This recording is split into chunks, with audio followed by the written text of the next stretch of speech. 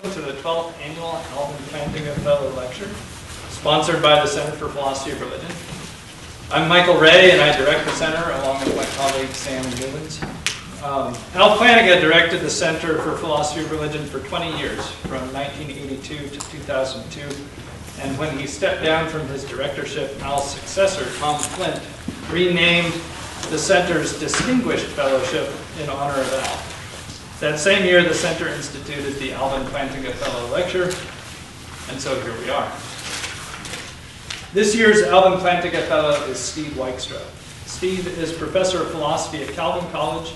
He took his PhD in history and philosophy of science from the University of Pittsburgh in 1978, and he taught at the University of Tulsa for 6 years before moving to Calvin in 1985. He's published numerous articles, mostly on issues in the philosophy of science and the philosophy of religion. In philosophy of religion, he's done quite a bit of work on topics in religious epistemology and is probably best known for his extensive work on the problem of evil. I was an undergraduate when I first read something by Steve, and the main thing I remember thinking about that paper was that it was absolutely 100% correct. Not many papers in philosophy strike me like that. Though maybe I should confess that this was also a time in my life when I thought that Kant might have said some true things too.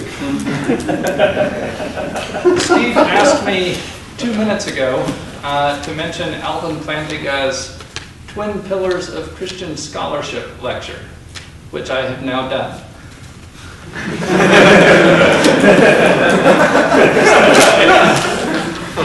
The title of Steve's talk today is Resurrecting Faith, Facts, Feelings, and Finding Our Religious Way. Please welcome Steve Wykstra.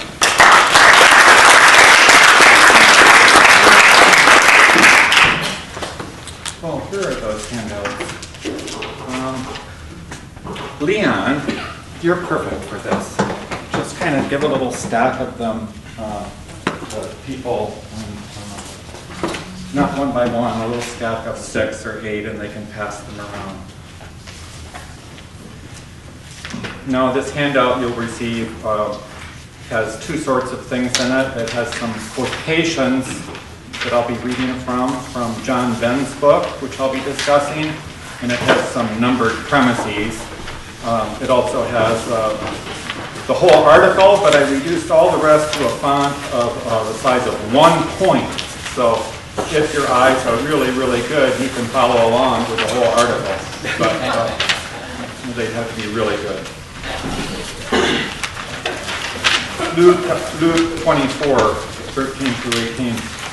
Now, that same day, 2 of the disciples were going to a village called Emmaus, about 7 miles from Jerusalem. They were talking with each other about everything that had happened. As they talked and discussed these things with each other, Jesus himself came up and walked along with them, but they were kept from recognizing him. He asked them, "What are you discussing together as you walk along?" They stood still, their faces downcast.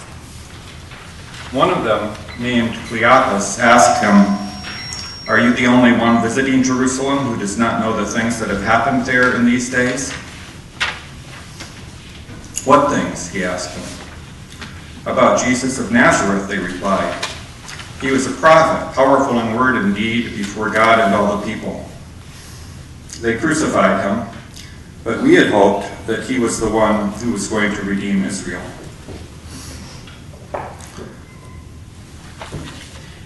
Emmaus is a small village. It's not clear why the 2 were walking there. They are leaving Jerusalem disillusioned and perhaps also in fear.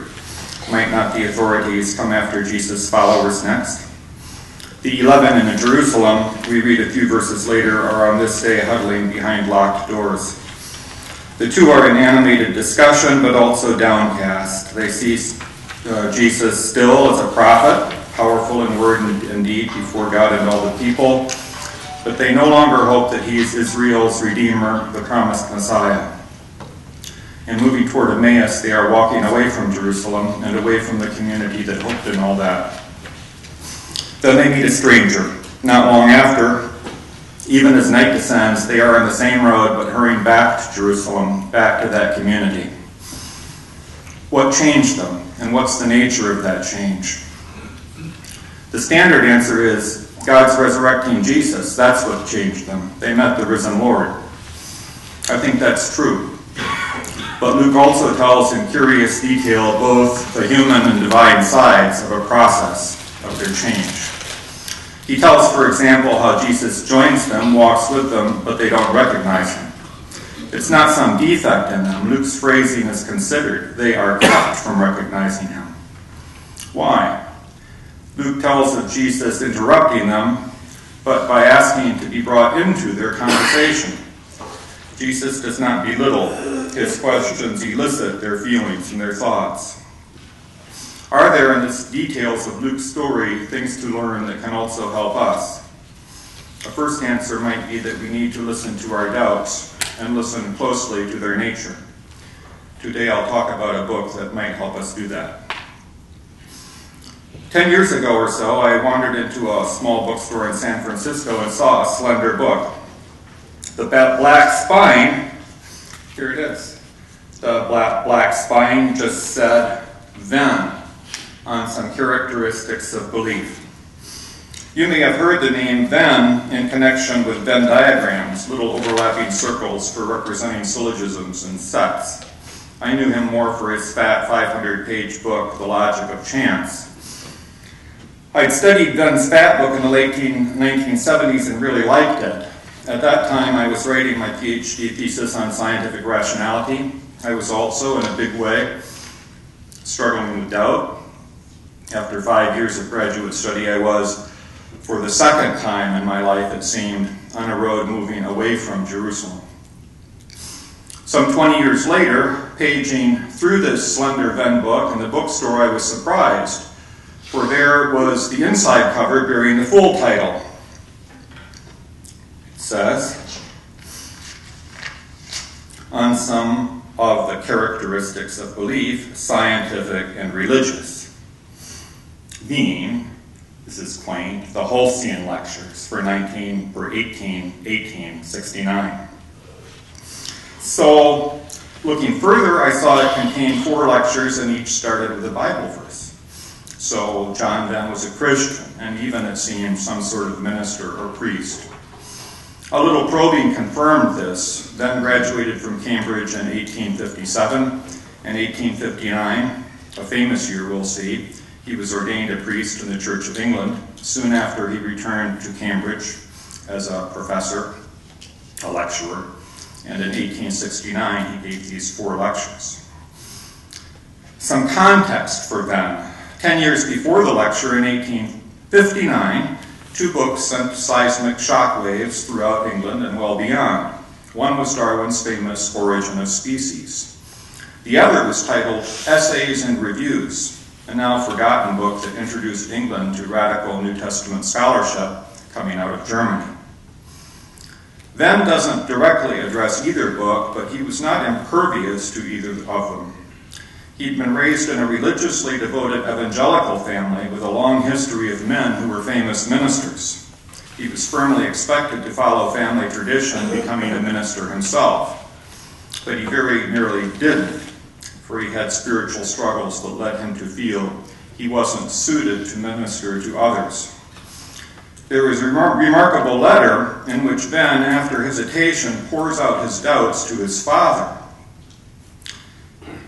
His father had, he says, he only did this, he says, after keeping the letter by his side for a long time, because his father invited him to confide in him as a friend, not just as an advisor. In a remarkable reply, his father tenderly but firmly counseled his son on using scriptural truth to, so to speak, talk back to his doubts. Venn knew about Emmaus roads. And now, 10 years later, Venn is speaking to his students as a professor, but also as a person of faith. Cambridge then, like Notre Dame today, still claimed a Christian identity. Cambridge students still, most of them, identified strongly as Christian. But Venn felt something moving among them and among his colleagues. It will, he says, have been sensed by anyone, quote, familiar with the current tone of thought and feeling upon religious matters. It was, we might say, not so much a swelling of doubt as a sharp receding of conviction. It was new, but Venn also saw it, we'll see, as exposing something that had been there all along. And his 4 lectures undertake to examine what it exposes. I think that handout does sort of say where I am. It gives the outline, and I'm now entering 1, New Wave Doubt. I'll let you know when there's a quotation to look at. So Venn begins his lectures by trying to characterize the New Wave Doubt. It has, he thinks, 3 distinctive features. The first feature is a peculiar vagueness. Until recently, Venn says, doubters, those willing to express doubt about the truth of Christianity, is what he has in mind, could be expected to state some specific reason for doubt, some specific objections to specific truth claims of Christianity. Christians probably were expected to reply to those objections and bring them back into the fold, or try to. But, says Venn, at the present day, this state of things is nearly reversed. I think this quote is there. He says, it is not a doctrine here and there that is exposed to attack. It is not that a conflict between religion and science is apprehended just at one or another point. So if we're a New Age doubter, we may tentatively voice a specific difficulty, but if it is removed, Venn says, the crop of difficulties that follows is only thicker. If we are honest, our doubt is really, he says, quote on your page, a kind of feeling of dissatisfaction, perhaps almost an instinct of aversion, which one might find it very hard to draw out into articulate objections. So the new type of doubt has this spread out, delocalized character. I hereby dub it fuzzy doubt. It can involve, Venn says, an instinct of aversion. The fuzz can be a prickly fuzz, getting under our skin. Features 2 and 3 concern the sources of doubt. Venn sees 2 main sources. I'll call them the twin pillars of fuzzy doubt. The first source is this. Many religious believers find their convictions fluctuating in a random way. Venn says, everyone must be acquainted with the way in which his practical hold of his faith is subject to variation without any apparently specific cause. It is influenced by his outward circumstances, his health, his age. Sometimes his faith appears extinct. Often it burns in a way that only just gives evidence of its existence. Occasionally it gives a lurid flare at the approach of death. So one day, Christian convictions seem real and true to you. The next day you wonder if it's all a big social construct. Worse, your evidence hasn't changed so far as you can see.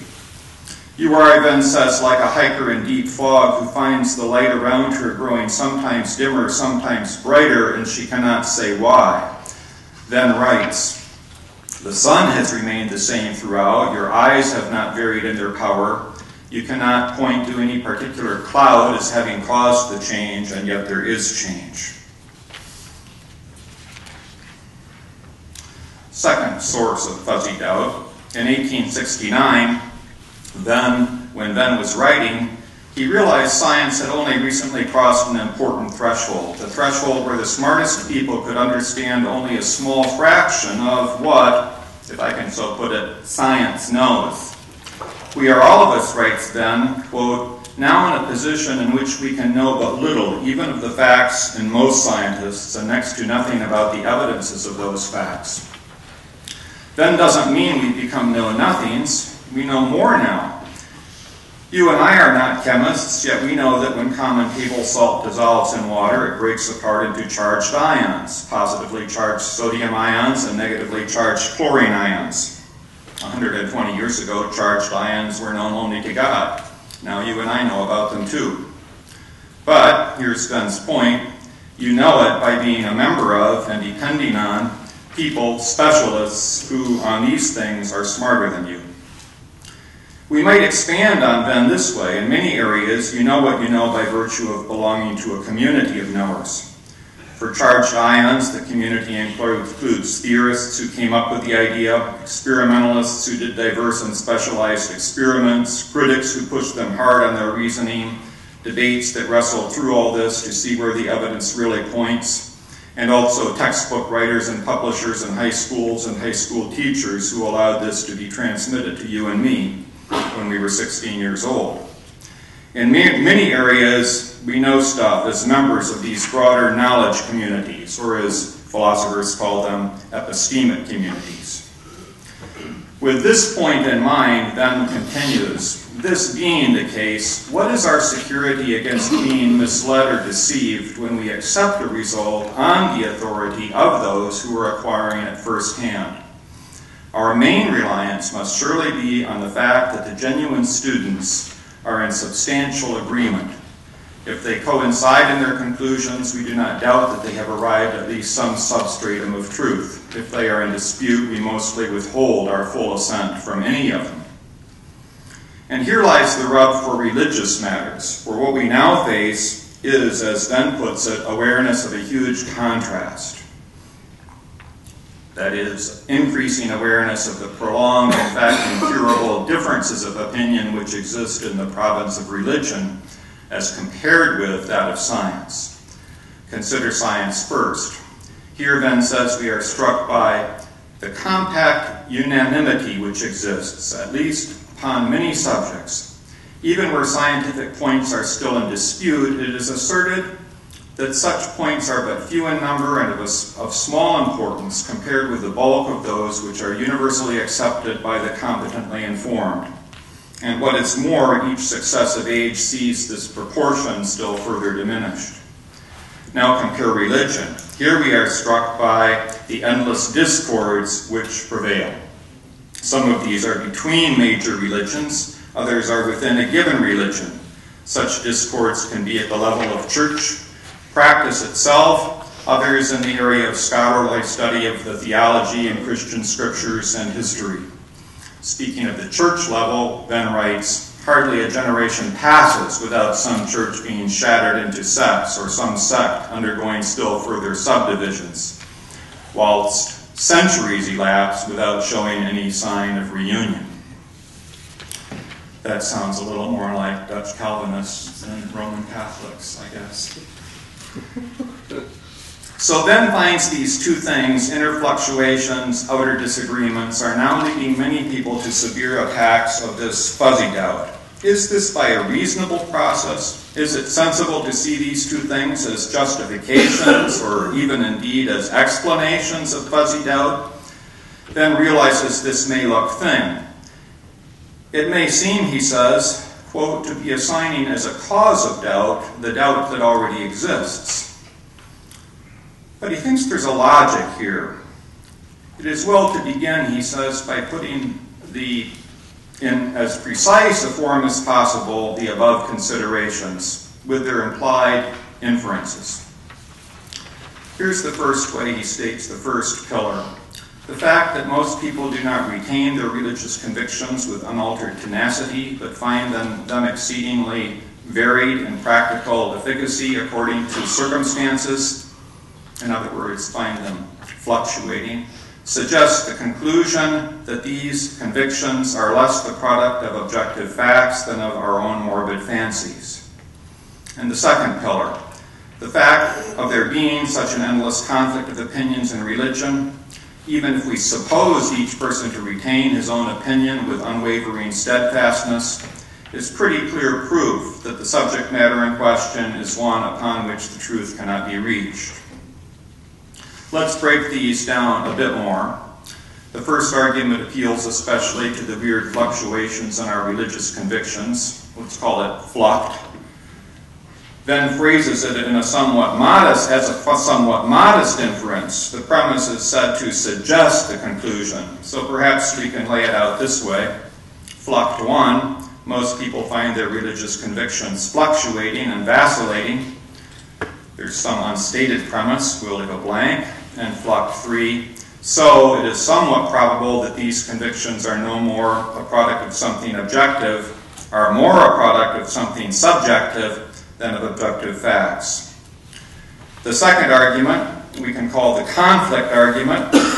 Here the data is said to be pretty clear proof of the conclusion, so we can lay it out like this. Con 1, in religious opinions, there is, so far, endless conflict of opinion, some unstated premise. So it is very probable that on religious subject matter the truth cannot be reached. Let's try to fill in the unstated premises. To make the arguments as good as possible, I suggest we view them as following rules for inference to the best explanation. The basic rule here is that if some hypothesis explains the data better than any other hypothesis we know of, to that same degree we should conclude the hypothesis is true. Construed in this way, we can fill in the missing premises something like this. And this should be on your handout. Fluct 1, the data. Most persons find their religious convictions fluctuating a lot. Fluct 2, and fluctuating a lot, we should add, without really your evidence changing in this random way. It's the randomness of the change that gives some force to it. Fluct 2, the hypothesis that our religious convictions are the product of something subjective, morbid fancies, wishful thinking, whatever, explains this vacillation somewhat better than any rival hypothesis. Fluct 3, so it is somewhat probable that religious convictions are more a product of something subjective than of objective facts. And similarly, the con argument, con 1, on religious questions, there is so far endless conflict of opinion. Con 2, tacit premise. The hypothesis, and this is coming from Venn's phrasing, the hypothesis that our minds are not equipped to reach the truth on religious matters, should be added, explains this data very much better than any rival hypothesis. Con 3, so it is very probable that on religious questions our minds are not equipped to reach the truth. Venn does not find these arguments silly. Each rests on some perplexing facts, and each involves a hypothesis, a fuzzy doubt hypothesis, that gets some support from these facts. Venn writes, everyone who feels a rational interest in any subject must find a real cause of perplexity. He will at least demand to have some explanation of the fact, and if possible, the grounds of it. The fact here being the either vacillation or the protracted disagreement. Section 2. These arguments worry Venn because he is what we call an evidentialist, a Christian evidentialist. He thinks there is good reason for core claims of Christianity and that we are reasonable in believing, even in knowing them to be true, because of this evidence. Not necessarily because you or I know it as individuals, however, any more than we know the evidence for that thing about charged ions. It's a little bit more of my voice than Venn's. He doesn't develop that thought much in this context. But if these two arguments, fluctuate and conflict, are right, the facts are telling us Christian evidentialism is wrong. They are telling us really that this Christian evidence is a sham, a veneer covering some subjective source that has nothing to do with reality. So Venn, an evidentialist, thinks about these twin pillars really hard. What he comes up with are alternative, decent, he thinks, explanations for the facts of fluctuation and disagreement. If he can do this, he will have shown that the second premise of each argument is false. He will, like Samson, have pulled down the two twin pillars of fuzzy doubt. Venn doesn't quite put it this way, because putting it this way makes it sound like he is just negative, like playing defense, trying to stop fuzzy doubt from scoring 2 touchdowns. That is how it starts, but Venn soon finds himself discovering something that the twin pillars are really telling. They're telling us something positive. They're telling us, he thinks, something that can help release Christian evidentialism from an epistemological straitjacket. The result will be an evidentialism, but a renewed evidentialism, one that is stronger, more supple, and, my hope, more helpful to us on our Emmaus roads. To understand the renewal, let's start with some points about plain evidentialism. In his preface to the lectures, Venn puts his evidentialist cards on the table. He will throughout, he says, quote, treat belief, including Christian belief, as being founded solely upon evidence, with the implication that in the thoughtful and sound-minded, it is rightfully so minded. So Venn thinks all belief, including Christian belief, is to be founded solely upon evidence. Now I have two short sections addressing worries one might have about this, that such evidence rules out faith and that it rules out revelation. Well, they are short. I'll read parts of them. One might, as a Christian, worry that Venn's evidentialism conflicts with Christian belief in our need to rely on divine revelation. If we base our beliefs solely upon the evidence, doesn't it follow that we aren't going to base them on God's Word as revealed in Scripture and Jesus Christ? As a committed Christian, Venn knows we must depend on divine revelation. He affirms that, quote, the testimony of our Creator is to be accepted without hesitation. But the question is how we are to determine what is God's testimony so that we may rightfully accept what it tells us. How to determine what is God's testimony so that what we unhesitatingly accept is God's testimony. Venn's view is that our judgments of what God's testimony is and what is counterfeit must be founded solely on evidence. Another worry, Christians tend to think that Christian faith is a matter of, well, faith. The view that Christian belief is, quote, to be founded solely upon the evidence, Venn says, will probably prompt the inquiry, what then do you make of faith? Doesn't Venn's view somehow horribly diminish faith? Venn respects this worry. It is, he says, hardly in accordance with the teaching of Scripture to make faith little more than an intellectual state, as it must be if it is founded solely upon evidence. Again, we can put this as an argument with numbered premises, the way we philosophers like to do. Faith 1, if evidentialism is right, then all our Christian beliefs are to be founded solely upon evidence. Faith 2, if all Christian beliefs are to be founded solely on evidence, then Christians have no need of faith. Faith 3, so if evidentialism is right, then Christians have no need of faith. Faith 4, but Christians clearly do need faith. Faith 5, therefore evidentialism is not right. Venn thinks there is just one false premise here, faith 2. What we need to see clearly, he says, is that belief, in the sense he means the term, is an intellectual or a mental state, and that faith is much more than this. He writes, faith, then, as I understand it, is belief and something more. The something more being a moral element, namely confidence or love toward God and our Savior. Today we often get at this by distinguishing between believing that and believing in. By belief, Venn means a mental state of believing that something, some proposition, is true. By faith, he means a heart state of believing in, for Christians, the person of God. This requires beliefs about God, but goes way beyond them, because it involves trust, love, obedience, and so on. So even if all your Christian beliefs were founded on evidence, you'd still need to take those heart steps of having faith in God, of resting in Him in that trusting, loving, obeying way that is the essence of faith. So that's how Venn, as a Christian, addresses these two worries about standard evidentialism. He wants to move on to other things, so moves quickly over them.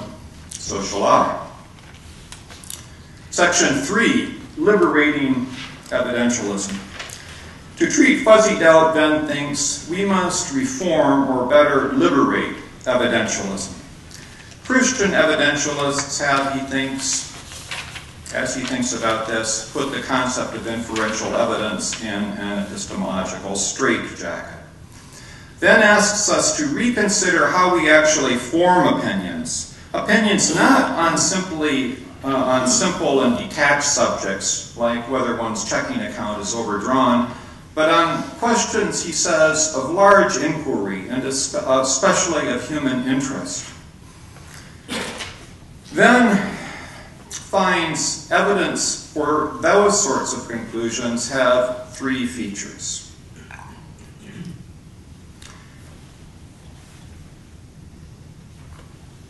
First feature, evidence is Dutch. Venn's first point is that for hypotheses of large scope, our evidence draws on many areas. Here Venn sees our logic books and our systems of logic and our numbered arguments as leading us astray. They have, he says, page 12, encouraged the idea, I think this quote is on your handout, that when we track a truth backwards and examine its sources, we shall find that many derivative conclusions follow from more than one general proposition. That this, again, is true of many that follow from some more comprehensive propositions, and so on. On such a view, this process of justifying our belief would lead us, as one may say, along a converging cone, until we reach at its center a few fundamental truths which either stand self-supported or rest upon an immutable basis of experience. This is the picture of inferential evidence we get from our systems of logic textbooks. Granted, he says, some conclusions can be exhibited in this form, and we may here and there find a comprehensive thinker who has so tabulated his beliefs on almost every subject, reducing them to a few with which he is irrevocably satisfied. But, says Venn, to me it is quite clear that for most men the process is practically precisely the reverse. The moment you question any proposition, you find it linked by a strictly logical connection, inductive or analogical, with many others. Each of these, again, when examined in turn, bring you into contact with many more. You thus seem led along a cone which is continually diverging. Then Peer finds, in a work by one Abraham Tucker, an illustration which, he says, quaint and familiar as it may seem, is so much to the point that I cannot forbear quoting from it. And neither can I. Here it is. Venn says, speaking of the grounds of our religious belief, the author, Tucker, rejects the common illustration of a building and the foundation on which it rests as inappropriate to describe the real facts of the case. An apter comparison would be found, he thinks, in one of those Dutch buildings, which rest not on well-laid courses of brick or stone, but on an assemblage of many piles, driven deep into a soft and yielding bank of sand. Feature 2 of evidence. Not only does evidence for wide and deep hypotheses come from a broadening cone of data, each datum, each discrete chunk of evidence, though it may seem simply given by the experience, is in fact, Venn says, far from simple. He says, what we call a simple fact is in great part the product of our judgment and therefore often of our fancy, working upon very fragmentary data. What we do in observing a fact is to fill in an outline of which only a point here and there has actually been assigned. An outline, therefore, which may be no more obligatory than the shapes of the constellations on a celestial globe. Venn here gives several telling examples to illustrate how our minds, by a process of filling in, synthesizes these things we often think of as perceived facts. I'll let you fill in illustrations. Move to section 3.3. Feature 3, evidence as emotion-laden. Finally, and most importantly, Venn asks us to consider closely the roles of our emotions, our feelings, when we form conclusions on the basis of evidence. Emotions shape our belief formation, Venn says, in two ways. On one hand, emotions have, he says, a subjective influence directly on the mind of the observer. This influence is generally and on the whole justly regarded as of a decidedly disturbing character. We must read Venn closely here. The evidence of emotions on our conclusions is, he is saying, generally regarded as of a decidedly disturbing character. I mean, he means, I think, that it makes our conclusions less reliable. He agrees regarding them this way is pretty much right, but he opens the door a crack. Maybe it's not always right. It's on the whole justly regarding, it's on the whole just to regard them in this way. Not always. Like when? Well, here I will tell, except I won't, an Evan Thales story. Evan is one of my colleagues this year. Evan, you want to stand up?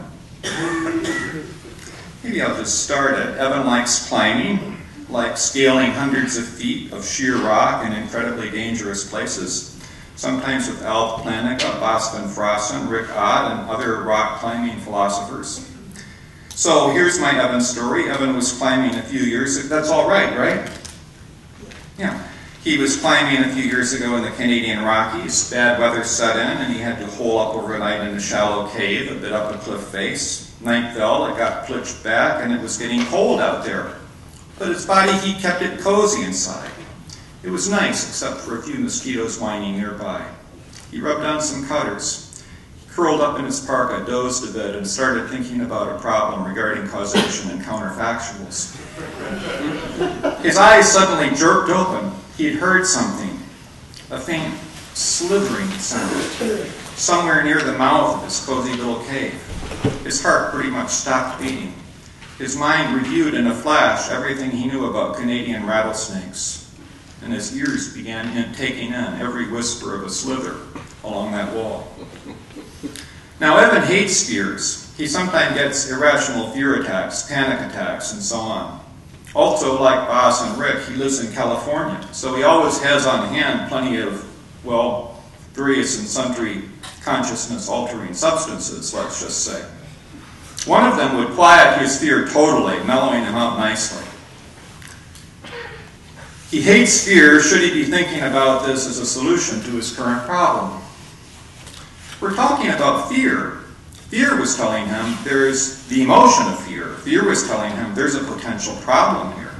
It pretty much focused him 100% on input relevant to that problem, filtering out pretty much everything else. It was tuning his senses, his thoughts, filtering out everything except what is relevant to that slither. Is his fear here an aid to getting at truth, or is it a disturbing factor? If it is an aid, which seems like it could be plausible, is that generally the case for emotions? These questions aren't trivial to answer. Perhaps we think of our emotions as mostly detriments to getting at truth because we notice the times those emotions make us think stupid things and do stupid things. This gets us in trouble with the campus police, after all. Well, I thought there would be some students here and they'd laugh at that. But what if we did a fair sample or kept track of all the times our emotions kick in, day out? Are they more often helpers to truth or hinderers? That's a real question, and Venn helps put it on the table. The objective role of emotions. Emotions, Venn says, also have an objective aspect, as being themselves some of the facts which have to be taken into account in framing or choosing our theories about the world. Under this aspect, they have a most important logical bearing. What Venn means here is that if you are considering some hypothesis, a hypothesis with real breadth and depth and human importance, then emotions are often going to be part of the relevant data. Your conclusions are then going to be affected directly by your emotions, by the emotional range of your own life. And this, he says, will have an indirect snowballing effect because it is going to be very hard, maybe impossible, for you to grasp emotions of others if they fall outside your emotional range. And this will be just as true, this is me, not Venn, if you are one of those sensitive neurotic types whose emotions are a total roller coaster. Because it will be hard for you then to grasp the emotions and thoughts of a rock-steady, calm, disciplined person, like Plantinga or Robert Howdy. We now need an illustration that brings together Venn's 3 points about evidence. Venn is asking us, remember, about how evidence works not on narrow, boring topics like whether salt dissolves into tiny charged ions, but in areas of broad human inquiry and vital human interest. So here's such a question, or a question cluster. Is human nature basically good, or basically evil, or what? There's something incredibly valuable about humans, but humans sometimes do really crappy things to each other. There's some sort of flaw there. So how deep and bad is it? Are we just prone to making mistakes about what is good, or to forgetting what in our better moments we know is good? Can we fix ourselves by just trying harder? Or is there something rooted deep inside ourselves that's really twisted? Now, these days, we philosophers don't much deal with this question. But that doesn't mean it's a bad question. I think most thoughtful humans sort of try to answer it, drawing on ideas from religion, humanistic psychology, literature, and the history of ideas. They compare those against their own experience. They come to some conclusions, though these aren't easy to verbalize, and maybe more like a sense of how things are regarding human nature. Suppose this is true for you. You've got some conclusions or a sense of how things are about human nature. Now, do you base those conclusions on evidence? Are they founded on evidence? Venn would say, of course you do. But if you think about the nature of this evidence, you see his 3 points. First, your evidence is drawn from a huge variety of sources, ranging from your own inner life to the lives of those who've affected you most, to your exposure to racism or abuse, to your reading of newspapers and autobiographies, to your knowledge of history, whether of genocides or Christian missions or whatever. The range of data sources, relevant ones, is huge. And none of it is rock solid. It is like those Dutch houses built on poles sunk into the mud. Second, Venn says each small chunk of your information is not simple. It is a complex, jiggly thing, partly due to your input and partly due to what your mind fills in. Third, your evidence will be shaped by your emotions. Your emotions will play a role in helping you focus and filter as you do. If your emotions are screwed up, this may affect your filter. And your emotions will be part of your data, because what you see as people's emotions will be relevant to how you think of the goodness and messed upness of human nature. So now, in the time left, I need to bring Venn home to where we live. Let's suppose Venn is on the right track, that in answering broad and vital questions we do come to answers based on evidence, but that our evidence is of the sort he describes. We need a name for that sort of evidence. With those Dutch houses in mind, let's call it squishy evidence. Venn thinks squishy evidence is still evidence. And saying that squishy evidence is still evidence, I think he is saying 2 things. First, that it comes in different degrees of quality or strength, and our judgments about this can thus be on or off target. Second, when it's at its best, and we are, squishy evidence can bring us closer to the truth about things. Let's include these 2 things in the concept of squishy evidence to see where he wants to take it. 4.1, addressing fuzzy doubt. The first thing he wants to do is defense, to stop the 2 arguments, from fluctuation and conflict, from storing touchdowns and defeating us with fuzzy doubt. When we laid out those 2 arguments, I said he would be tackling the second premise of each. Let's see if the tackle brings them down. For the fluctuation argument, the second premise is the hypothesis that our religious convictions are the product of something subjective explains the above data, the fluctuations, the random fluctuations, somewhat better than any rival hypothesis. Now, using his more realistic model of squishy evidence, Venn wants to say that Fluct 2 is false because there is in fact a rival hypothesis that explains his data equally well or better. It is simply that our religious convictions are based on our judgments, our sense of a big field of squishy evidence.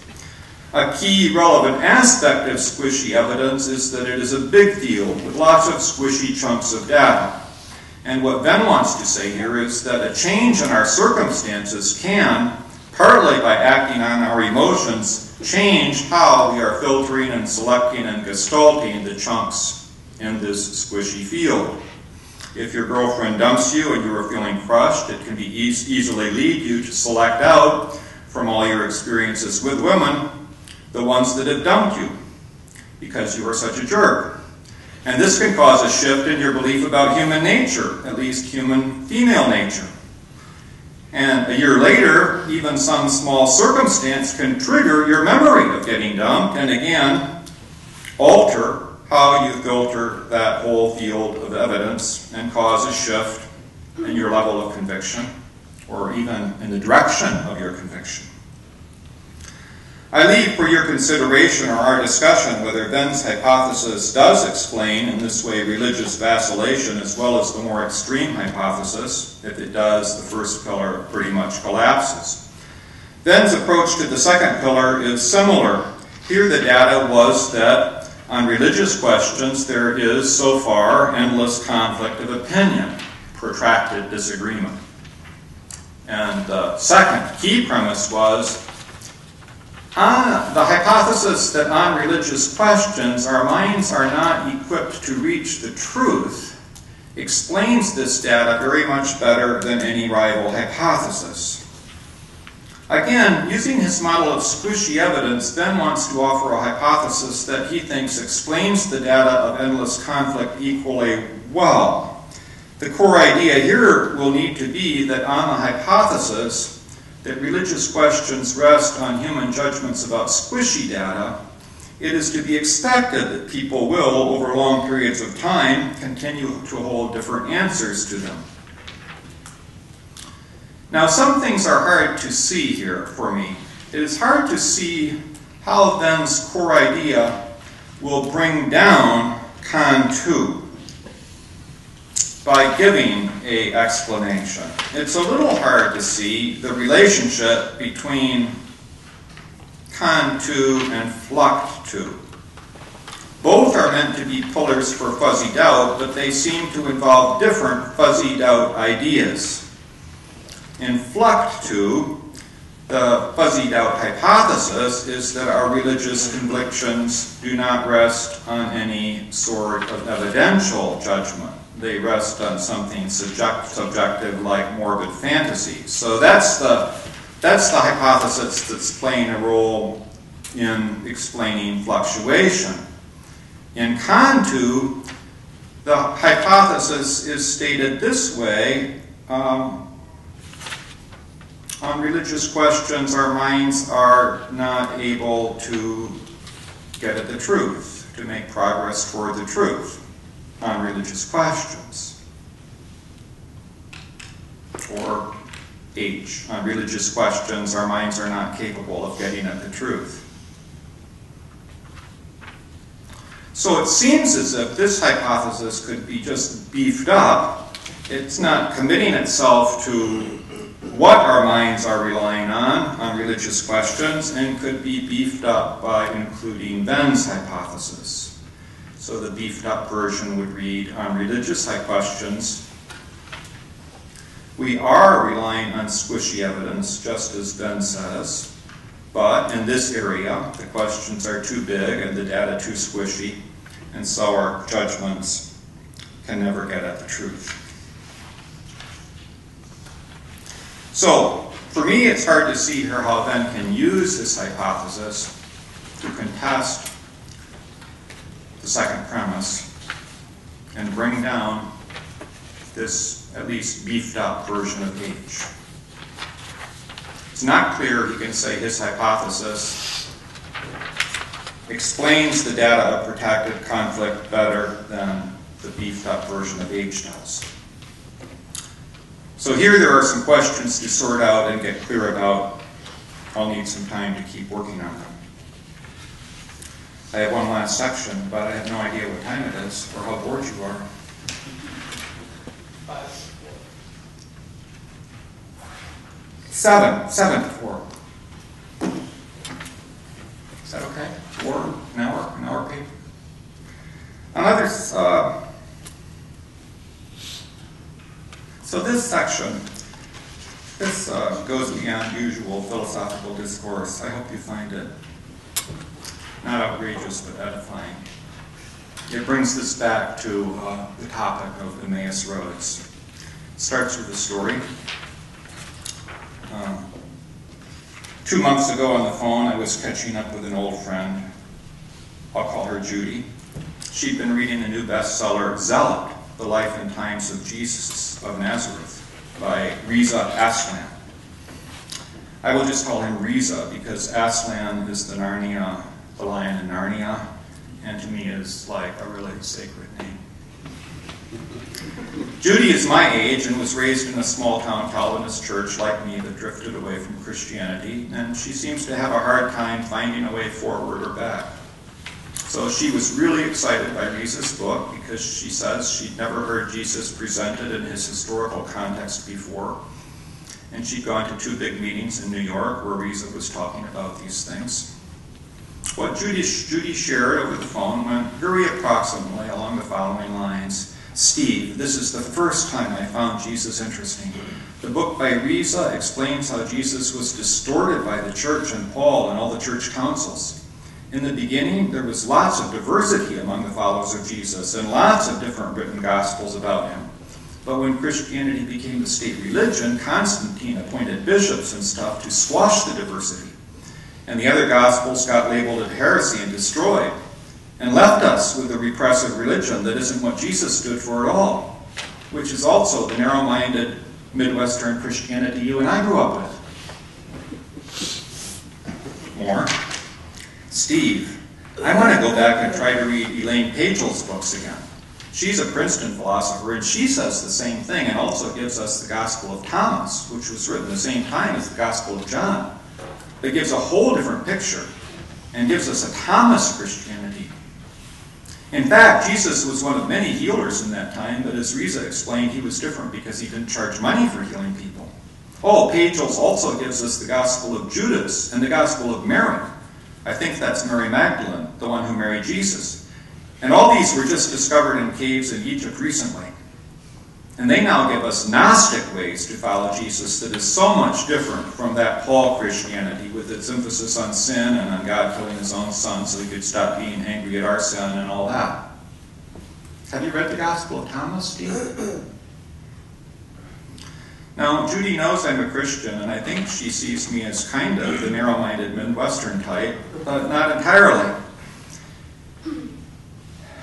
In the past, I've had a sense she's sometime trying to test me to see if I'd get all dogmatic on her. But not this time. She was just excited to be reading this book by Reza and to be hearing these new things about the life and times of Jesus and to be connecting it to things she remembered from reading Elaine Pagel's. And I think she was trustingly sharing her excitement with me. Although she didn't mean to be testing me, I was being tested. I don't trust Reza or Elaine Pagel's one single bit. I think they are leading people astray, and I was starting to feel upset and angry. Not so much at Judy, maybe at Reza or Elaine Pagel's, but eventually at myself. And here's why. I really wanted to have some facts to refute what she was saying and defend ordinary Christianity. But on the phone, I couldn't think of a single argument, a single solid fact that would do the job. I started to just make up some facts about the Gospel of Thomas being written way later than the real Gospels, but I was just guessing at that. I think I just bit my tongue for a while and started praying and listening. I was still trying to think of some argument, but I couldn't. I said something like, "That's really interesting, Judy. I think I read the Gospel of Thomas a long time ago. These are important things to think about. I think you and I both have inside us some strong Gnostic tendencies." Judy may not have realized it, but in my high school years and after, I really did have strong Gnostic tendencies. I graduated from high school in 1967, totally dismissed standard Christianity, and hitchhiked to New York to look for nirvana with powerful chemical aids. The Gnostic self inside of me didn't want to be saved from sin. He wanted to experience some mystical enlightenment, some special knowledge that would allow me to be kind of godlike, in touch with some flow of being, allowing me to float above everything, looking with Buddha compassion down on ordinary people still caught up in the illusions of the materialist American society. So that summer of 1967, I drank pretty deeply at a kind of Gnostic well, seeking a Gnostic Jesus. Judy knows some of that, and she knows some of this. Hitchhiking back to Michigan that Gnostic summer, my Eastern trip was crashing, and late at night a guy picked me up just north of town, very near here, just north of all places, Constantine. And he witnessed to me. He was just a football jock who'd got in trouble with alcohol, and he let me off. And alongside the road I prayed. I told Jesus that I knew I'd distorted him and messed up my head with LSD, and if he was real, could he please come into my life and show me who he really was? I was 17, it was July 1967, and my life turned a page from BC to AD. That was kind of my Emmaus. I made a confession of faith in our small town church. A few months later, I entered college. I dropped out. I spent time in a psychiatric hospital and made this slow return to sanity and health, still very much in progress. On my road back to Jerusalem, evidence was so important. It was mediated by community every step of the way. In college, conversations and books. Here I think of F.F. Bruce's Vintage, the New Testament documents, are they reliable? Which helped me see the Gospels, the four Gospels, as reliable historical accounts of Jesus. Written for a purpose by believers, yes, but by believers who cared about real history. Other teachers and books, here I think of a text by Bruce Metzger used in my New Testament class in college, helped me see the Gospels and Paul's letters in historical context, and to see the later selections of these into the New Testament canon as not an arbitrary decision, but a recognition of what the community already endorsed as apostolic. They helped me to see the framework of Paul as illuminating rather than distorting who Jesus was, and to see all that as fitting my life too. It fits my experiences of life to confess that I'm a sinner, made in God's image but desperately falling, and that God's grace in Jesus and Jesus' sacrifice completely covers all that and gives me a fresh start every day. So I think Ben is right. I think all those beliefs are based on evidence that is really evidence, but also squishy in the way Ben gives us handles on. Ben is on the right track in how he describes its nature. Poles stuck in mud and sand and marsh over 64 years, with the mind filling in fragments now barely remembered, filtered and focused through emotional longings and fears that pick up on slithering sounds and escape routes that matter most. And with so much help over the years from brothers and sisters in Christ that I cannot imagine how the evidence would look without them. And yet, on the phone with Judy, I could not think of a single good argument. That next day I went to the public library and checked out 4 books by Elaine Pagels. Reva's book was on hold for about 84 people, so I had to go buy a copy. On dipping into those books, I got scared. A voice in me said, and I could imagine Judy saying this to me, they, Reva, Pagels, know far more facts about these things than you do. And they thought my Jesus was just, well, simplistic, narrow-minded bunk. But another voice in me said, and I could imagine me saying this to Judy, well, my Bruce Metzger and F.F. Bruce know more about New Testament than your Reza and Elaine ever will. And they think your Gnostic Jesus is bunk. Sort of like kids. My dad can beat up your dad. Not a very edifying way to conduct a conversation. And I could hear me saying this to me. If my heart sinks and confidence recedes as I read these things, how can I suppose my beliefs so far rest on anything worth calling evidence? And if these experts disagree so much, how can I suppose any investigation I do during this year at the center or over the next 20 years will give me anything worth calling high probability? And then I pulled Venn off a dusty shelf, this was 2 months ago, and started to study it, and it helped me. What Venn is saying, or God saying to me through Venn, is something like this. First, Steve, your study of Notre and F.F. Bruce on this stuff mattered. It gave you evidence you really needed then to grow into the truth and set aside Alan Watts and all those other spiritual gurus back then that were leading you away from Jerusalem. Second, you shouldn't expect to compress that evidence into a quick argument with numbered premises. That's not the way squishy evidence works.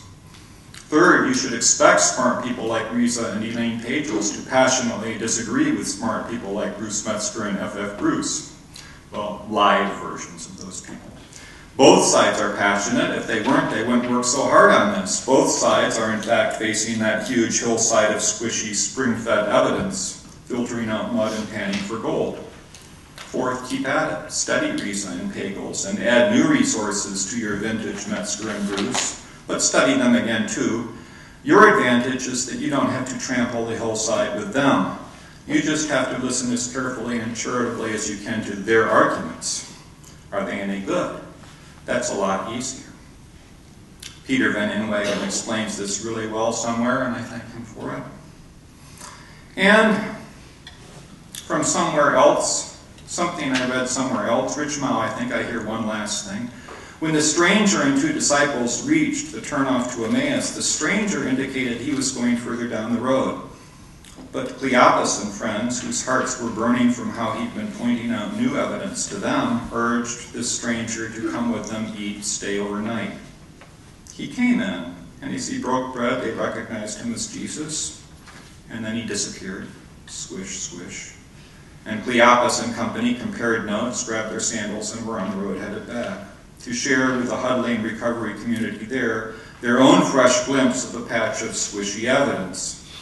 These details are squishy yet so curious, so rich. So my sudden new thought now is this. This is 4 a.m. this morning. Those two, Cleopas and company, they'd been walking away from Jerusalem toward Emmaus, but the road did go further. Maybe Jesus really was headed farther out after someone further down the road. If so, you can bet he slipped out the door to catch up, and if you're like me and you meet someone who seems to be standing still on the road outside Emmaus, be gentle. When you were last near Emmaus, you may have been headed away from Jerusalem, but this person standing there, the stranger might have caught up with her. She may just be resting and headed back. Thanks.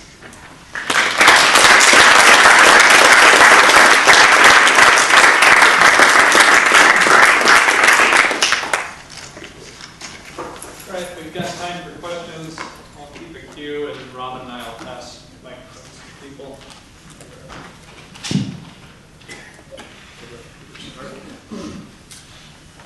Well, is this working?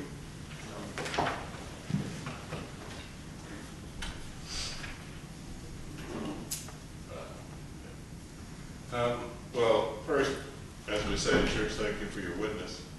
I can't say anything about that part of the perspective. That's not my place. But I want to raise the question whether Venn seems to me to overlook some very rich fields of evidence there. That is, he contrasts religion with science.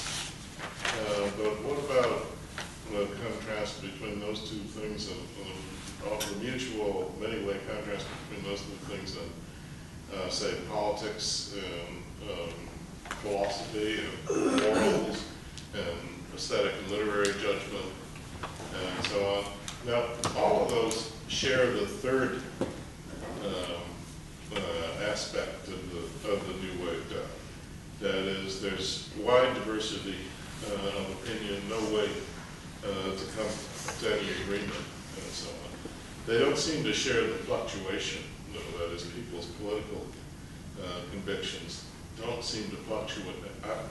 I'm assuming that Venn is right about the fluctuation that he talks about. This hasn't been part of my experience, but it was part of his. It doesn't seem that people's political beliefs, or the philosophical beliefs of philosophers have this kind of fluctuation, and it doesn't seem that there's this pervasive general doubt in philosophy about the capacity of philosophy ever to get anywhere. And so one would wonder why philosophy and religion and morals and politics should be so similar to religion in one of the three respects, the Kant respect, but they don't seem to be similar at all in other respects. I just asked if you have any thoughts on it. Yeah, so the idea is, in those areas, we form opinions. It seems they too are based, they're large, broad hypotheses of human interest. They're based on this kind of threefold squishy type of evidence. And so if squish that should lead you to expect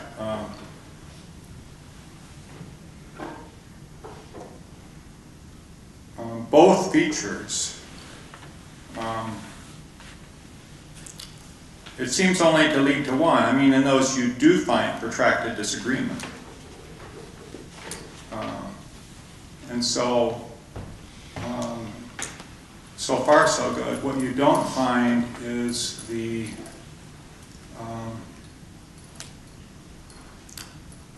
inner vacillation and fluctuation, it seems. At least not to anything like the same degree. Right. So it seems like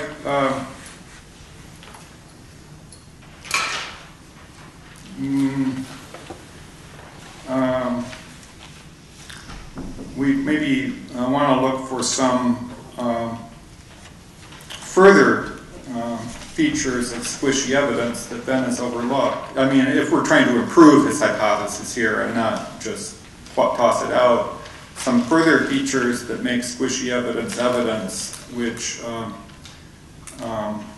might be possessed by a belief formation in the religious area, but not in some of these other areas that would allow us to explain the lack of fluctuation.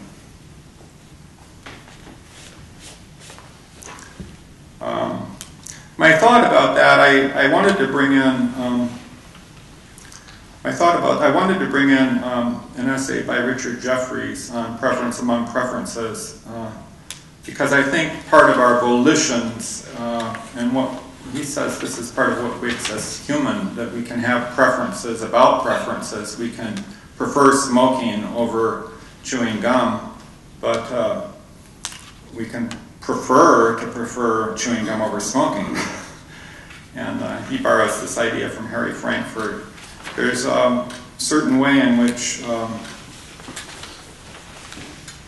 these don't just seem emotions, they have a more volitional character. So one thing I want to work on is whether our selection of evidence involves a kind of volitional directions that we take, kind of heart choices.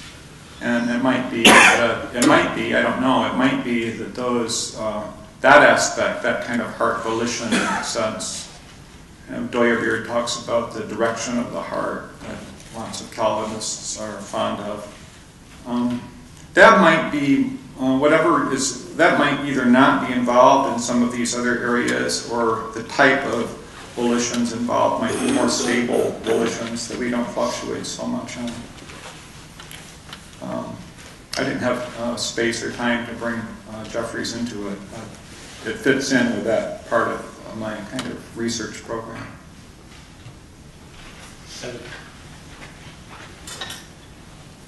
Yeah, I very much enjoyed the talk.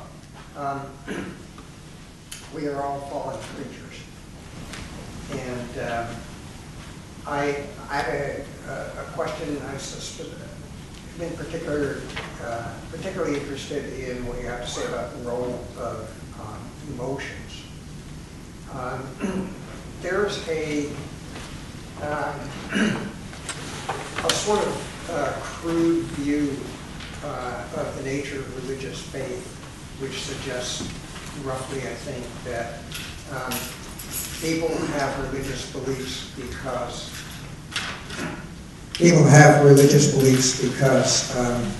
they have certain fears, like fear of death, and they have certain hopes and wishes, and so they engage in a kind of wishful thinking that hijacks their intellectual abilities. I have great doubts that that's very often the right story. But there is a sin of which all of us, I suspect, are guilty, in which emotion plays a certain role, and that's what gets called confirmation bias. And at least one might naturally suspect that that is part of what is responsible for these ongoing disagreements that people have that are so hard to resolve. I'm sort of curious whether Venn was all alive to that phenomenon. And before you answer, I just want to clear the air here. I fell in love with snakes when I was 9 years old. Rattlesnakes give me no problem at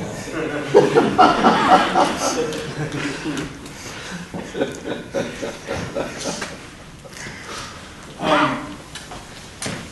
So, confirmation bias. Alvin, you're going to have to fill that in, so I know we're thinking of the same thing. How does that go? Well, I mean, I take it the general view is that people tend to update their beliefs more readily when presented with evidence that confirms something that they previously took to be true. And that is, they take a lively account of that sort of evidence that's salient for them. And they tend to somehow marginalize or set to one side evidence that is significantly disconfirmatory. So that over time, it begins to look to one as if, gosh, there's an awful lot that my views can explain. And partly that's because I have found it rewarding to update in ways that are not exactly fair to all the data. Yeah, so Venn's fourth chapter to the undergraduates really tries to give them practical suggestions for dealing with fluctuating opinion. And I think what he says is relevant to this. He says because, and he has in mind here especially the role that our sort of life situations, he thinks being a student is an incredibly privileged place where we're sort of isolated from a lot of the shocks and suffering around us. And our emotional cast and the beliefs form all get aligned with that. That it's very important for them to read other people's stories, especially biographies, and listen to other people who are in different situations. And he says a certain belief might not, for you, have any appeal, but it might be because this sort of emotional cast, partly due to your situation, is acting as a filter. And so you form certain beliefs that kind of fits in with the emotional sources of belief that he specified. And he says it's really important to read people who are in other situations and to read them without criticism coming in right away. To read them saying to yourself, do I really know what it's like to be in a situation of persecution, real persecution, for instance? And and what would this proposition, this claim, sound like if I were? And what evidence would I be alive to if I weren't? So I think his practical suggestions are really designed to,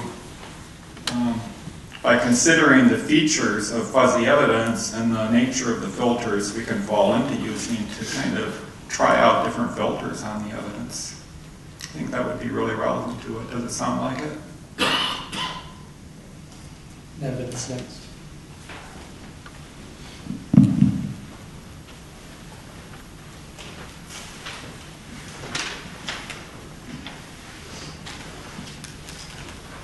On the question of whether the influence of emotions on one's evaluation of the evidence is negative or positive, it seems to me, just thinking about cases, that probably what it's often going to do is to make one more likely to err in a particular direction.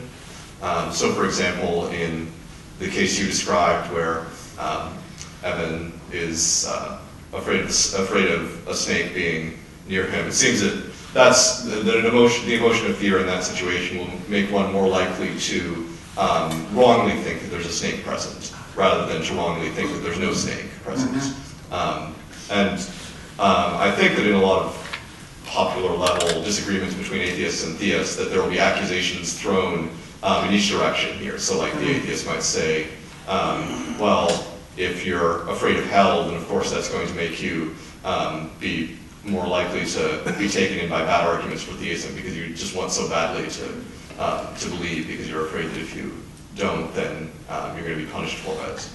And theists will say things like, well, you want to be able to live your life free of commitments, so you are going to not pay serious attention to reasons to believe, because that would make you obligated to God and to the church, and wouldn't let you live the kind of life you want to live. So, yeah, I'm wondering if you think that, yeah, we could tell some kind of story about emotions like that, where it depends on the case as to which side they make you err on. Yeah, Venn actually discusses exactly that case, and I wish I had the book all indexed, because it's a very memorable passage, but unless a miracle happens and I find it in the next 5 seconds, I'm not going to be able to. So, the essence of what he says, he discusses that type of charge, and he says, well, the way the context he's discussing it is a person who says we should try to form our opinions and evaluate the evidence in a really calm, rational, sort of emotionally untainted frame of mind, and it's only our judgments that are made in that frame of mind that matter. And Venn challenges that, which I think is a very common sort of, you've got to be like the Vulcan Spock, you know, if you really want to evaluate the evidence accurately. Venn challenges that, and on the fear case, one thing he says is the person saying this has to be careful of not begging the question. If there is something to be afraid of, I mean, fear says there's a problem, there's a danger. It's probably true that fear tends to make us assume the worst. I mean, that one could see how that could have real survival value and kind of get entrenched in us. But fear can also make us. I mean, our rational element can kick in if action isn't immediately quite required, and just say, there's a real problem here, a danger, what's really going on? And in that sense, fear can really sharpen our emotions and make us alert to evidence that we might otherwise just kind of complacently ignore. And so Venn points out, if we have some reason to think there is something really fearsome, including hell, then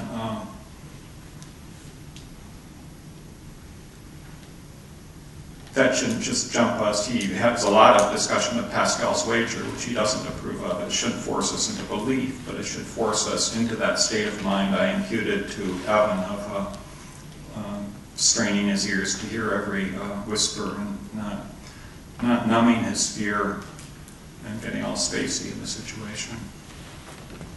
Notice he didn't address that part of my story.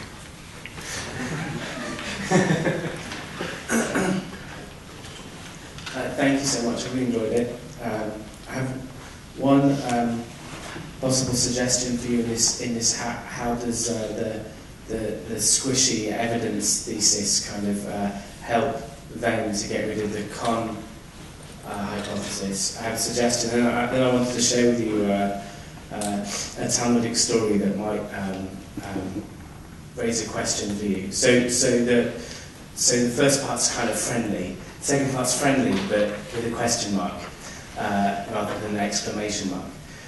So the friendly thing is this: maybe you think, no, the hypothesis con 2 just shouldn't follow if you hold there's such a thing as squishy evidence, because given that our emotional states fluctuate, and given that squishy evidence is going to have a fluctuating pull over us, that much Venn seems to be accepting, that's going to open the road to say, well,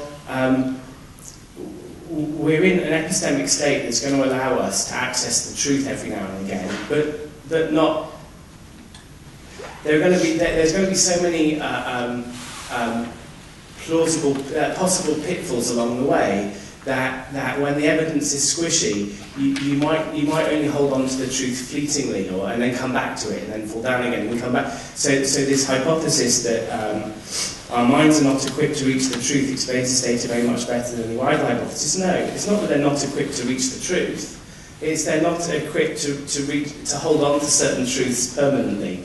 And that might be something that he's willing to accept then. So I'd like to hear your thoughts on that. Shall I let you respond and then? Shall I tell you my story? I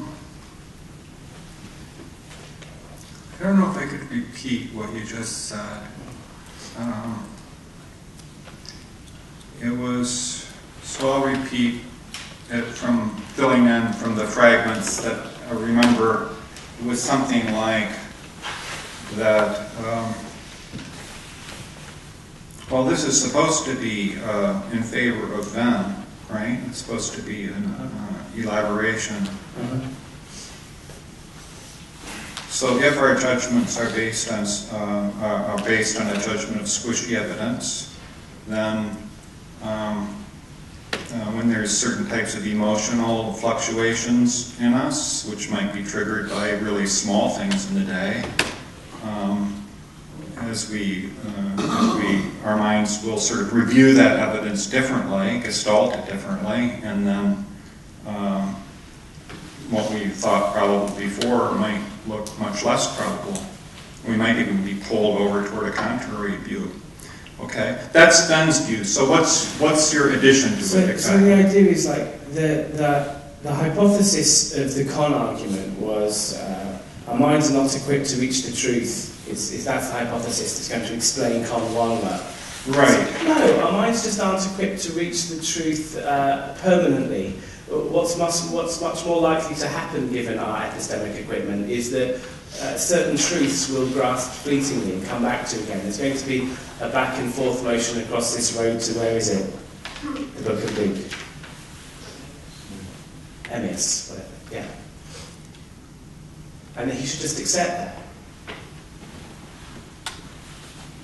Okay. Story. So the story is in the Talmud, some rabbis, what's new, having an argument, and they're arguing about some detail in the book of Esther. And I can't remember what the question was, but something like, what was Esther's motive for doing action A? And there's theory 1, theory 2, theory 3, and they seem like they're mutually exclusive. One of the rabbis who was present in this dispute was going for a walk, and he bumps into Elijah the prophet. In the Talmud, Elijah the prophet often appears to answer people's disputes, right? Because he never died, so he can come back and say that he was right. So, oh, Elijah, thank goodness I bumped into you. We were having this argument about Esther and what was her motive for action A. We've got theories 1, 2, 3, and 4 on the table there, mutually exclusive. And Elijah says, humans are very complicated beings, and their emotional states and their motives can sometimes be quite conflicting. All of you are right. Right? All of you accurately describe Esther. And the reason I think this might be relevant to you is you have a Jesus, and there's a Gnostic Jesus too. And there is a lot of data on the table, right? So Reza Aslan will bring some, and then kind of some more sympathetic to traditional Christian scholars will bring other data to the table. Well, it might just be that you want to ask the question, will the real Jesus please stand up, right? Whose Jesus is the real Jesus? It might be that actually this isn't the sort of content where that question is appropriate, because it might be that actually Jesus was a very complicated person because he was a person. I mean, I know that Christian orthodoxy says he was more than that, so how much more complicated must he have been? I think what's more important is, well, which Jesus does God want you to relate to? Right? So what you have is evidence from religious experience that God wants you to relate to the Jesus of traditional Christianity. And I know this looks like a slippery slope towards some type of religious pluralism. Well, everyone, there's no facts to the matter here. I don't want to go that far. I just want to say that we need a much clearer understanding as to what the nature of religious content is. Right? What are these claims about Jesus? Is it a real historical claim? Or is it like a story that God wants you to view the world through? And if it's the latter, then I'm happy with you and I can say, yeah, you can just use your religious experience. But if you really want to arbitrate the historical claim, then I don't think you can discount Reza Aslan and the Book of Thomas or whatever as quickly. So that's my advice from Elijah. Thanks a lot, Sam. Blake. Okay, so that was a really interesting paper. I wanted to ask a question about the argument, especially the first source about this fluctuation. I was a little puzzled by Venn's response to it and kind of by the discussion in general. So imagine that I've got some question, and maybe a mathematical question, maybe a political question, whatever. And there's some the relevant considerations, some body of evidence or something like that, and got that all kind of at hand. First time I take a look at it, seems to be pretty clear to P. Second time I look at it, it seems pretty clear to me not P. And I know I'm kind of looking at the exact same data. Third time I look at it, it seems pretty clear to P. Fourth time it seems pretty clear to me not P, so on and so forth. So there's this kind of massive fluctuation in my sensibilities about this question whether P. Well, it seems to me that after a while, once I've realized that my sensibilities fluctuate wildly like this, I now have to regard myself as just very unreliable with respect to this question, right? I know that I've tried to answer this question X number of times, and I've just kind of gone both ways an equal number of times. So I'm wrong at least as often as I'm right when I try to do this, right? So I'm going to just follow straightforwardly that I'm really unreliable with respect to whatever the question is that I'm trying to answer. Now, you can ask what the explanation is for why you see this sort of fluctuation. But the point in this case is, whatever the explanation is, it's still the case that I'm obviously very unreliable with respect to this. And so it doesn't seem like there can be any sort of explanation that's going to allow me to not be doubtful of whatever my current conviction happens to be on the matter. So I was wondering, it seems like the same thing ought to be the case, with respect to our religious convictions. I mean, if I'm just all over the place, if one day I think God exists, the next day I think He doesn't, the next day I think He does, the next day I think He doesn't, it seems like it just follows from my track record that I'm, pretty bad at judging the matter. Whatever the explanation happens to be, it seems like I have this really serious reason for doubt right there, regardless of the explanation. So I was wondering, I was kind of curious why this kind of detour through questions about explanations, and I was skeptical that any explanation of this fluctuation could even potentially alleviate me about that. So that's a good question. I think that Venn is addressing a different underlying question than the one answered by, clearly your belief formation is just really unreliable right now. So the question he's answering comes from what he sees on the horizon, which is that people who are listening to their fluctuations and it's leading them to fuzzy doubt are, if they accept the essence of the fuzzy doubt hypothesis, he says there's two roads open to them. One is that they decide it's not really worth thinking about evidence in this area at all. We should just limit our thought to questions we can reach answers to. Just kind of give up this area as one for serious inquiry.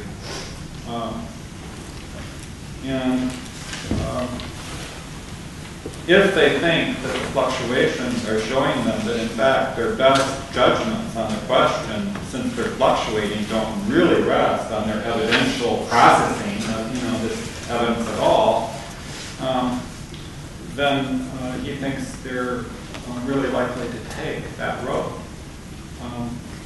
And so what he wants to do is to say, look, it can make sense that you fluctuate this way, even though you are trying to deal with the evidence. Something's causing the fluctuations, and it's not unusual when evidence is of the squishy nature, but don't give up on it. Don't give up on it. And then the other big road he hears is people just saying, don't think about it, just accept.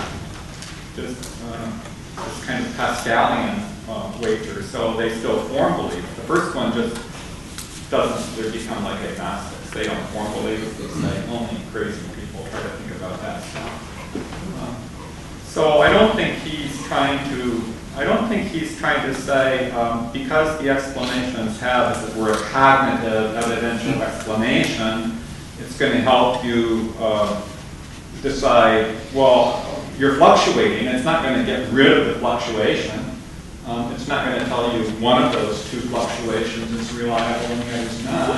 What it's going to do is just give you patience. Robin. Thanks for your talk, Steve. I have a question going back to the emotion thing. I was wondering if you could motivate a little bit more the second part of the emotion section of evidence, the emotions as objective. So I was thinking about the case with Evan and the snake, and I agree that the subjective effects of the emotion in that case are helpful.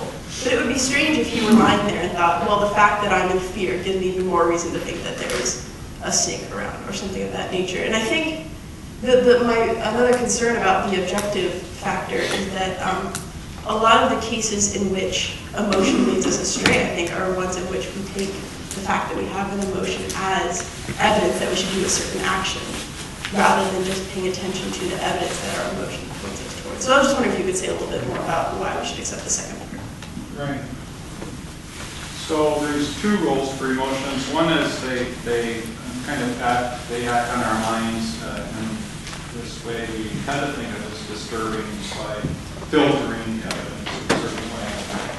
And I meant the Alvin case, the rattlesnake case, to only pertain to that one, where it's not so clear that fear would necessarily make your alertness to and processing of evidence worse rather than better. I don't think in that case the fact that you feel the fear is in any obvious way evidence that there's a rattlesnake there. So I wouldn't use it in the second way. That would only come into play for these special types of hypotheses of broad topics, which are, I think, the key phrase for Venn is sort of a vital human interest or broad human interest, like the case, like what's the nature of man, where your hypothesis is about human beings and their mixture of good and evil and the emotions that they feel as part of it. And that's really, for Venn, that impinges on evaluating evidence about Jesus as well, because some of the claims about Jesus, the kind that historical apologists like William Paley would rest on concerning evidence for the resurrection, Venn says, well,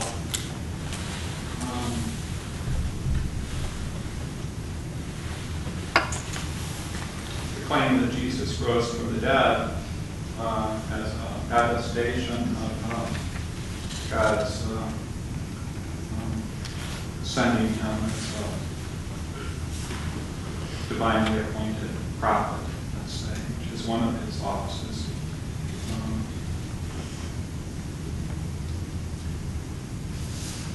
It's going to depend upon your background beliefs of whether you think there is a God who would care enough about human beings to do this, and whether you think human beings are in such a shape as would, if there were such a God, make his entrance into human history make sense.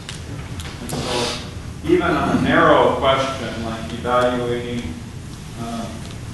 his testimony concerning Jesus and trying to make out who this guy was, is going to depend on background beliefs, one of which is going to be your judgment about, let's say, the desperateness of the human situation. And on that issue, your experience of human emotions in the range of human life is going to be very relevant. And maybe some of these other things are too. Your sort of volitional aspects, whether you prize your autonomy in a certain really fierce way. So really wouldn't want there to be a God that. Hope there's not. So those things are going to come in that issue, but I don't see that they come in an obvious way. Just one quick follow-up. Yeah. That, would they only apply in case we're evaluating emotions of others, or would I ever count my own emotion as an objective fact? No, you definitely count your own. Okay. That's those are ones you have the best access to. And so they're going to play a big role. And then really stresses that though that's going to play an effect if you're asking about questions about human nature, because it's going to be much harder for you. It's going to take a lot more work for you to appreciate emotions that are outside your human range. But that might really be present in a lot of people. Steve, thank you. A historical comment, and it'll roll into a philosophical question. It seems to me Venn represents in a beautiful way what in fact is deep in the Anglican tradition and runs backwards through Newman into Butler. Wesley has it as well, and it runs forward into Tennant and others. So it seems to me that what you've got access to, and I've not known this, I didn't know Venn on this. I think it's a very important stream in English-speaking philosophy, particularly within the Anglican tradition. Now, the worry that I want to draw attention to is one that came up in the 70s when this exploded again, this tradition exploded at Oxford. And it comes out very nicely in the way in which you describe the issue, namely in terms of squishy evidence. And the way it was expressed in the 70s there at Oxford was, this is seat of the pants operation.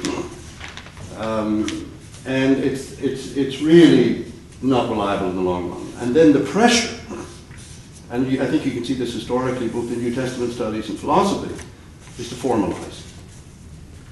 So if you look at New Testament studies, for example, enormous efforts put into questions of method. If you look at Ben Meyer's book, whole first volume is on getting the method right. We're all agreed on the method, so we can eliminate a lot of the squishiness, the person-relative squishiness involved. One way to think of Swinburne's work is precisely to try and eliminate the person-relative squishiness, if I may call it that, and formalize it. So my question to you is, why don't you go down that road? Why don't you actually sort of take this and knock it into shape and put it in a much more formalized form in order to eliminate what had surely been a standard concern and worry for quite some time? Yeah. I agree that it's in a tradition, British tradition. Cardinal John Henry Newman published the Grammar of Assent 1 year after Venn's lectures, 1870. And I looked at that because I wondered, hey, is Venn just like cribbing off Newman over at Oxford? And he might have been indirectly, but he's drawing on something that is a tradition, and Butler is a good example as well.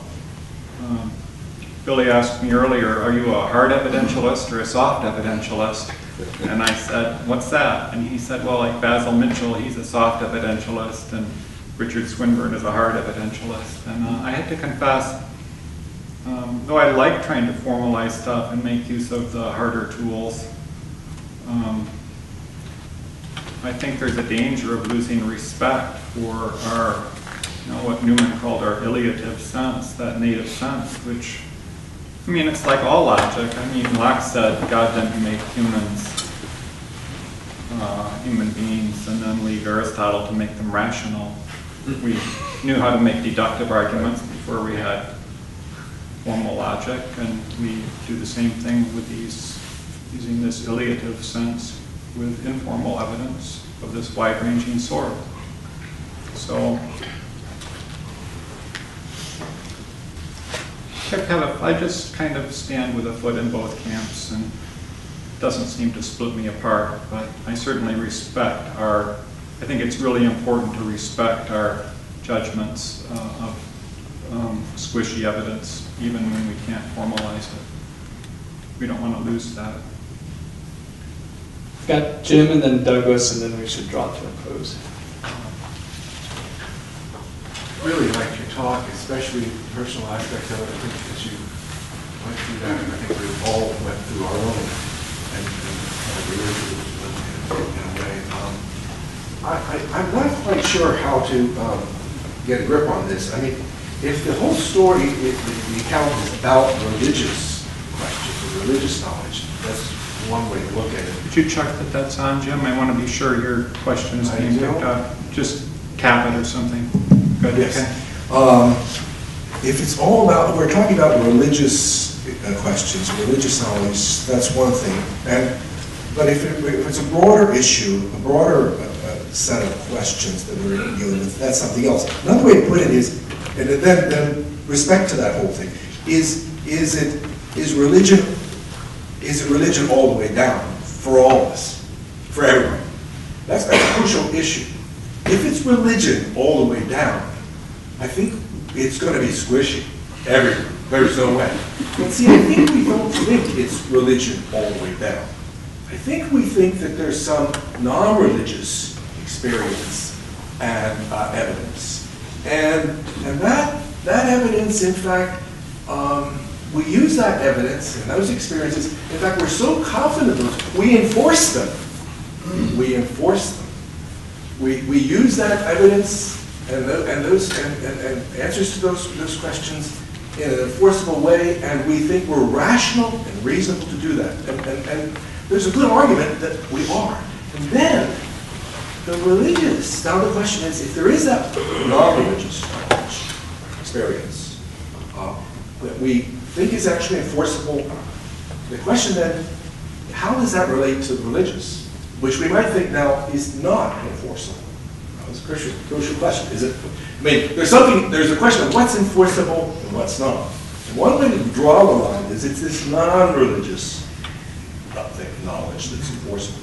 Now the question is, how does it relate to the religious? And first of all, is there this non-religious knowledge that actually defeats the religious? Or is the non-religious knowledge neutral with respect to religion? And that's the framework I'm coming at this from.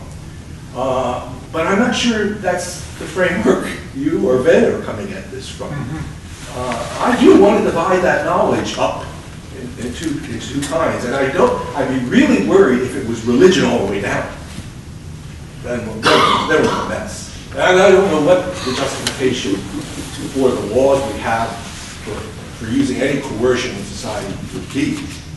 Because then, I mean, it just seems to me it has not to be that way, or we are in a real mess about what we're doing to each other across the globe. So is like the type of enforceability you have in mind, would it be exemplified by, let's say, if parents weren't going to let their child have a blood transfusion because of their religious beliefs? What is an example of enforceable? Would be beating up innocent people. Okay. We think it's enforceable not to let people do that. Okay. And we think it's reasonable to have laws and structures to keep innocent people from being beaten up. Do you see there as being sort of not moral claims, but factual claims? Well, they're moral. No, they're moral. It's moral. Okay, so in the moral realm, I think certain things are true. Yep. I see. So you're, and so of course, so in And so if your moral beliefs are always in a way dependent upon religious beliefs, that would be like religion being all the way down. So, yeah, so we're kind of in the area of kind of neutral public square questions here, aren't we? Kind of roles and Is there such? Is there such? Yeah. I haven't thought about how these perspectives would bear upon that area. So I'm glad to have that question raised. See, it also raises the question, issues of the theism-atheism thing too. There's this really good knowledge. It's knowledge that we think is actually enforceable. Is it neutral with respect to the theism we put on top of that, and it's fine, or is it in trouble? With theism in trouble? That's crucial. That's on this issue. Yeah. Or even after you get theism, maybe theism's there. Then which religion? Can we maybe force theism? Well, maybe we could. Maybe some people thought they could at one point. And then, but not Christianity, not Buddhism, but theism. Right. Well, I have to go back and get Walterstorff and Audi's work on morality and politics. Yeah. Robert, you want to chip in on that question? I had something else, but there may not be time. Douglas has the last question. Okay. Well, mine actually does fit in to that a bit, I think, because it was very rich and moving talk, but I wondered about the doubts of the atheists. There weren't many open atheists in Venn's time. Probably agnosticism was a more popular position then, but we have a lot more atheists now. And if Freud has anything to say about our Oedipal nature, maybe there is a deep desire in all of us to kill the father, and maybe there's a deep passion in the atheist to kill the cosmic father. So maybe there are reasons for an atheist to have doubts about the foundation of his beliefs. And also,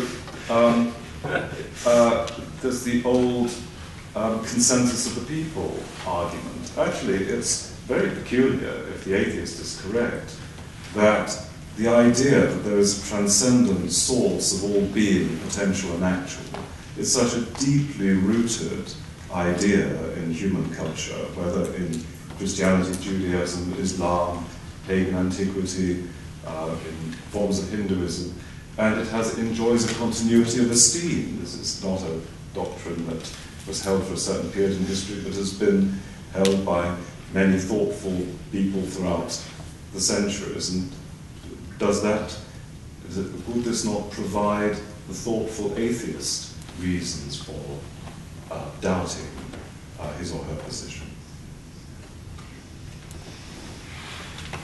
Do you think atheists fluctuate by and large in your experience than theists? Well, I have the impression there's a great deal of emotionally charged energy in some atheists.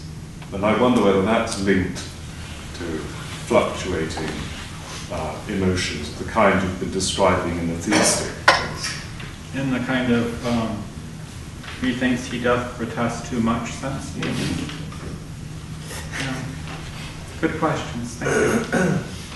I just want to hear good contributions. I don't really hear a question there, it's just contributions, so thank you. That was quicker than I expected, so Robert, go ahead. Well, thank you very much, Steve. That was very meaningful for me, and I have many thoughts, but I'd like to mention the connection between emotion and perception. Our friend Bob Roberts goes so far as to treat emotions as perceptions. I don't see that emotion entails perception or perception emotion. But fear of something has a perceptual element, and that doesn't apply to fear that. Love of a person has a perceptual element. Now, I want to draw you out on this point, and also to give you some support and see what you think. Emotions don't always have names. And it seems to me that when it comes to religious experience, there are many emotions for which we don't have ordinary names. There's being moved at Easter in a certain special way. I don't have a name for that. Now, as I see it, although perception is a causal relation, and that imposes some limitations, there's no a priori closed list of the kinds of things that can be objects of perception, or of the kinds of phenomenal responses. So why can't any number of emotions be evidential? You think they can be, but I want to add one point.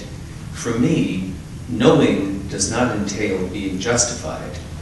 And so one place where faith can come in is where there is a belief or some fiduciary attitude and no sense of what the evidence is other than perhaps something emotional that is squishy, very hard to name. So one kind of faith could be that there is truth that goes with the belief or the cognitive element in the emotion or in the instance of faith. So how are you seeing the relation between emotion and perception? And incidentally, I take it the soft evidentialism that Billy was talking about might be a matter of the evidences of experience or of the senses, as opposed to the hard evidences of premises.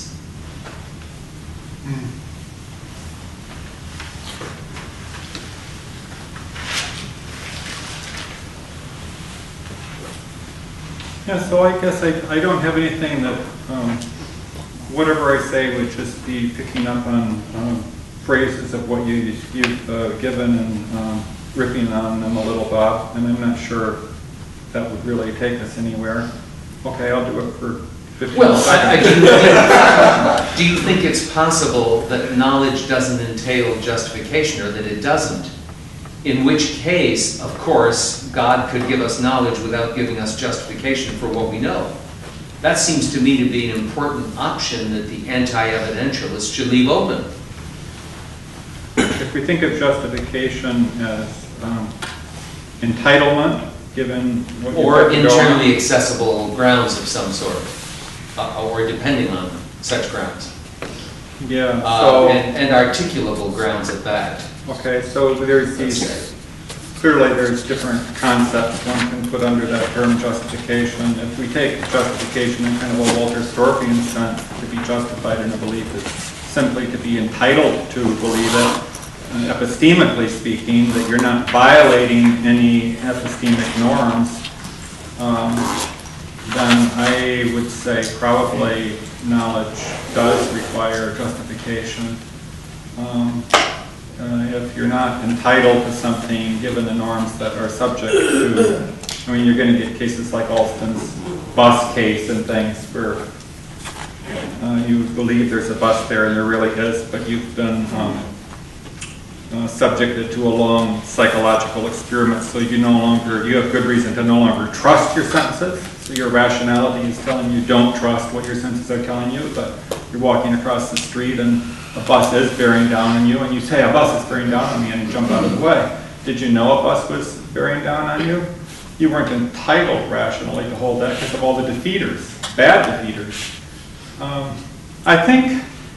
I wouldn't fault a person for jumping out of the way in that case, but I think in the sense of knowledge that I'm more attached to, kind of reflective knowledge, I would say, in that case, there's kind of a conflict between one of your reading and belief forming dispositions and what all the reflective rational ones are doing, and I don't want to really award the Medal of Honor of knowledge on that.